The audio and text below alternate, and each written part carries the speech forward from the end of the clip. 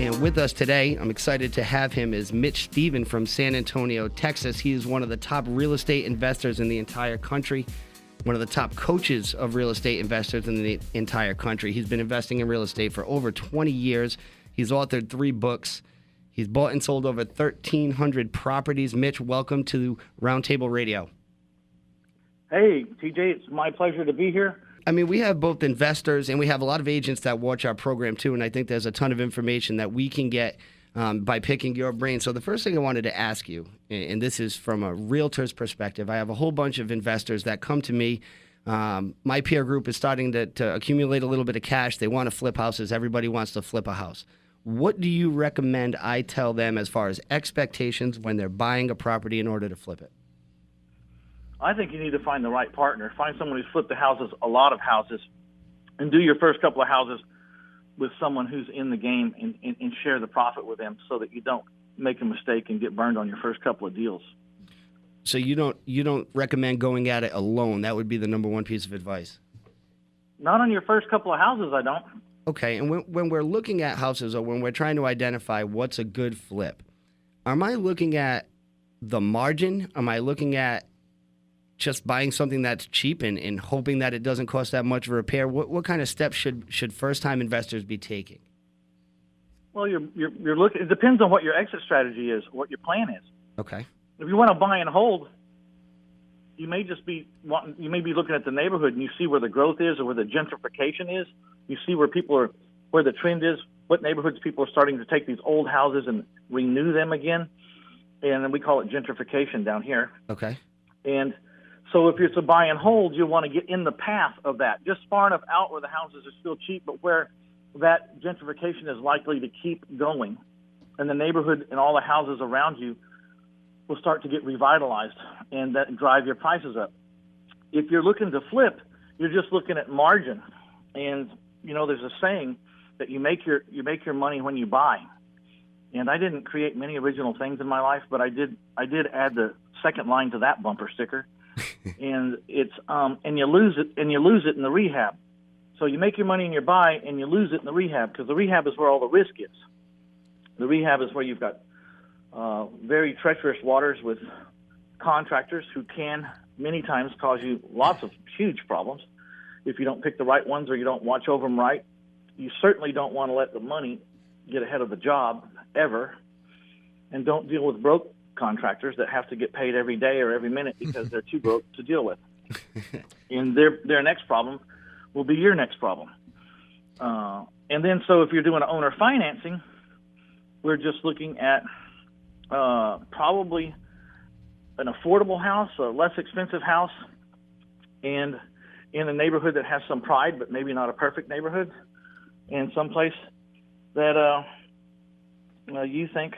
Mitch, you just mentioned, excuse me one second, go ahead. Owner financing. I don't want to get lost on it because I think a lot of people have questions on what owner financing is and how you obtain owner financing. Can you just give a brief summary on what that whole word means, really? Well, this is my business model. My business model is based on the core belief that a person paying $1,000 a month to rent would rather pay $1,000 to own. And so my job is to find neighborhoods where that's possible, where I can buy a house cheap enough and I can owner finance it to someone and their payment be the same. And when I say owner finance, it means I'm going to buy this house with other OPM or other people's money. I'm going to pay 8% interest, and then I'm going to sell this house for double, and I'm going to sell it at 10% interest, and I'm going to ask that someone give me a down payment and make payments for 25 or 30 years. And they're going to make their payments to me. Now, Mitch, I'm not a landlord, I'm the bank. Sorry to interrupt, Mitch, but what do you do? I'm sure there's a lot of people thinking, well, essentially you're renting this house in a sense. What happens when these people don't pay you? And what do you tell your investors? No, that's exactly wrong. I'm not renting the house. I sold it. Let's just say I sold you the house, TJ. I said, this house is $100,000. You give me $15,000 down, and your payment's going to be about $1,000 a month, counting principal, interest, taxes, and insurance, and the escrow servicing fee. So it's your house. So when the air conditioner breaks, don't call me. I'm the bank. You just send me your payment. Okay. It's your air conditioner. It's your faucet. It's your hot water heater. It's your land. It's your fence. It's your garage door. It's all yours. And when you make all the payments, you know, you can go down to the courthouse and you can look at the taxpayer of record, and it's going to be your name. Mm-hmm. And so I'm just the bank. Got it. Are you, TJ, going to run away from the $15,000 you gave me and tear up your house, or are you going to stay there and fix it? Oh, that makes perfect sense. So your approach, you really are the bank, 100%. You're the bank. You're going to go there, you're going to record a deed, you're going to handle it just like you're the bank, and then you're going to collect that mortgage. I mean, it really isn't what I thought it was, and I think that definitely helps our audience. Greg, from a property management standpoint. You give me $15,000 down. Mm-hmm. You make your payments of this, I'm just saying, $1,000, whatever the payment is, with the taxes and the insurance and the escrow servicing fee included in there. And I put the money for the taxes and the insurance in the escrow account, waiting for the end of the year when we have to pay for these things. And then I take the balance and I pay out what I owe my lender, and I keep the spread. Oh, that's a terrific investment strategy. I have never done any transaction that was like that. There's a whole pool of renters, of people that have a whole bunch of money that would much rather have ownership in the property. They have a down payment. So do you find that maybe they have imperfect credit? I mean, there must be a target market for you that leads you to these people, yeah? Yeah, I mean, the people that I sell houses to have given up trying to find a house, and in fact, until they met me or heard of me or someone like me, they didn't think that they could own a house because they've been told by the institutional lenders time after time after time that they're not wanted there, that they're not good enough. And so I will I do look at the credit, and I do look at their history. I look at their job history, their work history, their criminal history. I go look at the house that they used to live in, because that's going to tell me a whole lot about them.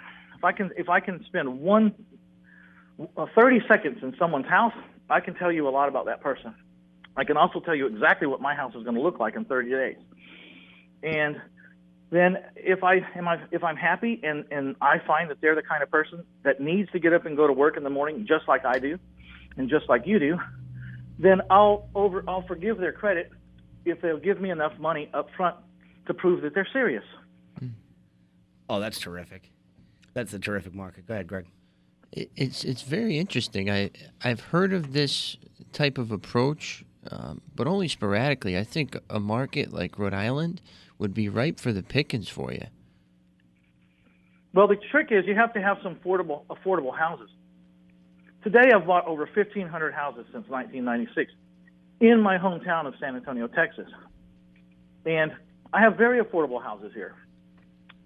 Because I'm charging a higher interest rate, like 10%, I can't owner finance houses that are worth $500,000 that I bought for $300, because there's too many dollars racking up a high interest rate. Mm-hmm. You know. Now So- you could owner finance expensive houses if you went like to a community bank or a closely held small bank and agreed to get underlying debt and to buy the house with an interest rate like 4 or 5% or 6%, so that you could carry that large balance at 7 or 8%, you know, and it wouldn't necessarily be as high as 10. So with that said, I would say your target price point is probably somewhere between 150 and 200. Is that fair? No, my target price point is 150 or below if I'm going to owner finance. Okay. It doesn't mean in my career, while I'm looking for the perfect owner finance houses, that I don't run into houses that are worth $265 that I can buy, that I bought for $150, and I'm just going to flip them because I just did it yesterday. I found a house that's worth $265. I bought it for $150 cash. I went and borrowed the $150 cash from a private individual who I pay 8% interest only, and I have 5 years with the money, and it's non-recourse. It's collateral-only loan. Because when someone's loaning me $150,000 on a house worth $265, there doesn't need to be a guarantee. The house is the guarantee. If I don't pay you, take the house. You'll make more money off the house than you'll ever make off me at 8%. Mm-hmm. Mm-hmm. Understood, Mitch. So I have this big pool of people who loan me their money at 8%, and it's one deal at a time. If someone says, I have $500,000 to I want you to invest for me, they don't give me $500,000. I just send a deal over to them. Says this one's going to take $60,000. This one's going to take $38,000. This one's going to take $50,000. And one at a time, I send them over the deals. If they say go, Then they send their money to the title company. I send my contracts to the title company, and we close with their money, and they have a first lien on my property from the title company, and they have a mortgagee's title policy, so even they have a title policy. Oh, that's so terrific. that's how it works.